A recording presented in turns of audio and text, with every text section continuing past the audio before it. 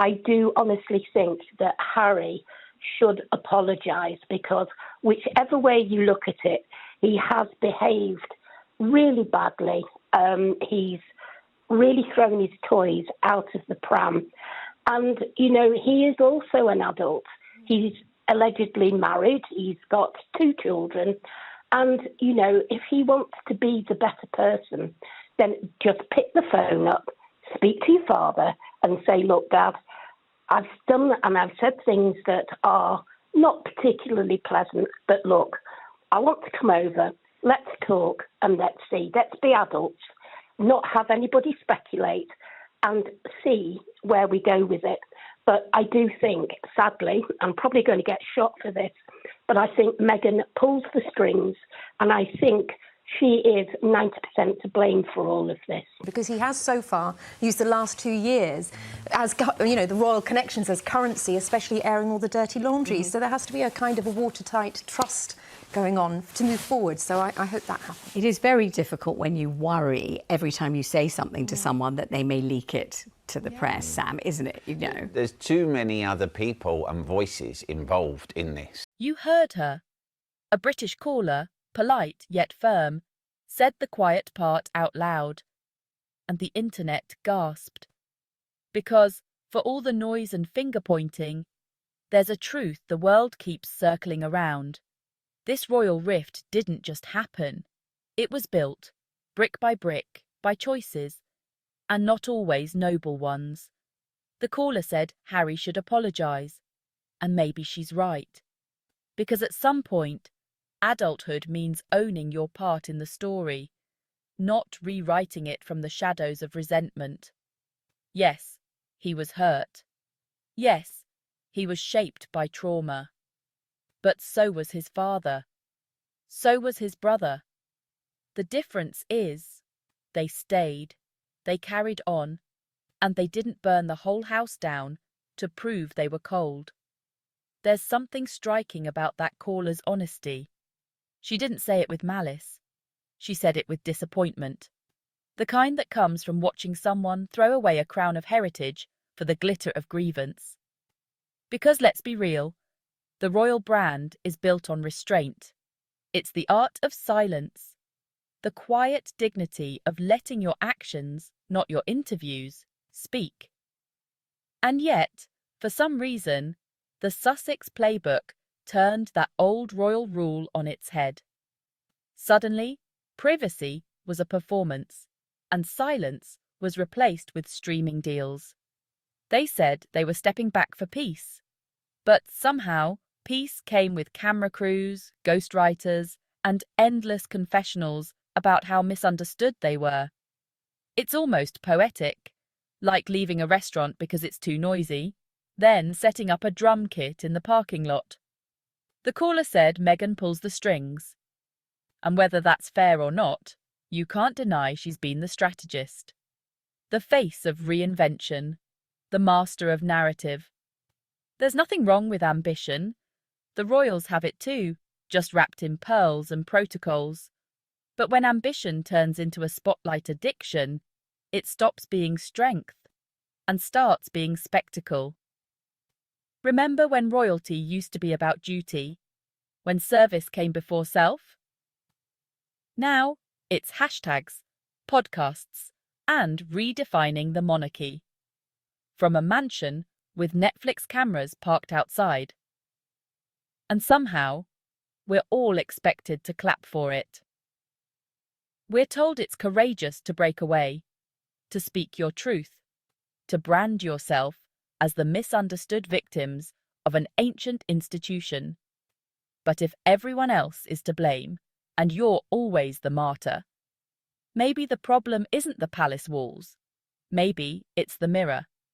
The monarchy has survived wars, abdications, scandals, divorces, and Diana's heartbreak. But it endures because it doesn't play the victim. It plays the long game. It understands that grace is quieter than grievance. That's what the late Queen embodied. Keep calm and carry on wasn't just a slogan. It was a survival code. Meanwhile, across the ocean, it's all tell-all and monetized misery. The royal motto, never complain, never explain. The new motto, complain, explain, repeat. Every time the dust starts to settle, there's another revelation, another sit-down, another exclusive, and we're supposed to pretend it's healing. But what it really is branding. A never-ending PR loop of we're hurt, but we're thriving, but we're hurt again. And the world, once enchanted, is exhausted. That caller said something about trust. That's the real casualty here, because the monarchy and the public survive on it. The understanding that private family wounds aren't content, that you protect the crown even when you disagree with the head that wears it. When that trust breaks, it's not just between a father and son, it's between the royals and the people who believe in them. And let's not pretend the leaks and headlines came out of nowhere. Every time there's chaos, there's always a conveniently timed quote or a friend close to the couple spilling just enough to keep the attention simmering. When every argument becomes a press release, you stop being relatable and start being a spectacle. Now, of course, they'll say the media drove them to it, that they were trapped, misunderstood, misrepresented. Maybe they were, at first. But there's a difference between fighting back and cashing in. At some point, you can't call it intrusion when you're the one selling tickets to the show. Meanwhile, back in Britain, the monarchy continues. Quietly, steadily, predictably. William and Catherine showing up. Hands-on, duty first, zero drama. King Charles carrying on his mother's legacy with restraint and composure, even as his family story becomes global gossip. That's the difference between royalty and celebrity. One serves, the other sells. And that's what that caller was trying to say, beneath all the polite phrasing. She wasn't attacking, she was mourning. Mourning what Harry used to represent.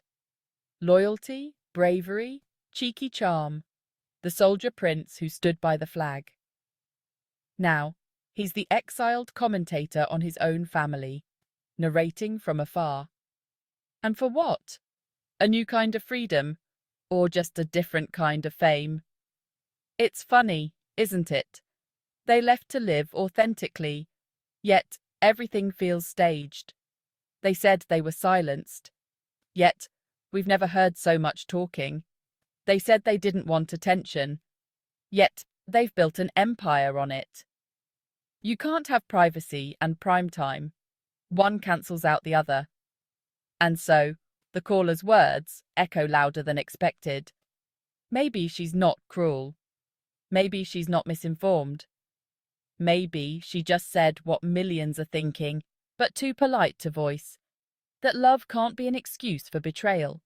That independence shouldn't look like destruction. And that sometimes, the bravest thing you can do isn't speak out. It's grow up. Royal life was never meant to be easy. But it was meant to be honourable. And if you can't live within that, at least don't tear it down for applause. Because one day, when the cameras fade and the contracts end, legacy is all that's left. And legacy can't be bought.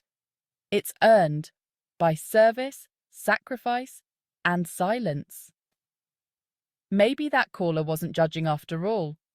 Maybe she was just reminding us that royalty isn't about who speaks loudest. It's about who stands tallest when the world is watching. Because in the end, titles can be stripped, fame can fade, but dignity, that's forever.